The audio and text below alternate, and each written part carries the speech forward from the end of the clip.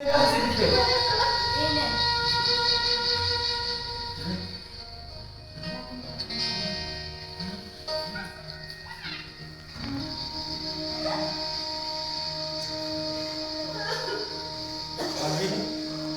যেটা ভয় করছিলাম এটাই হয়েছে।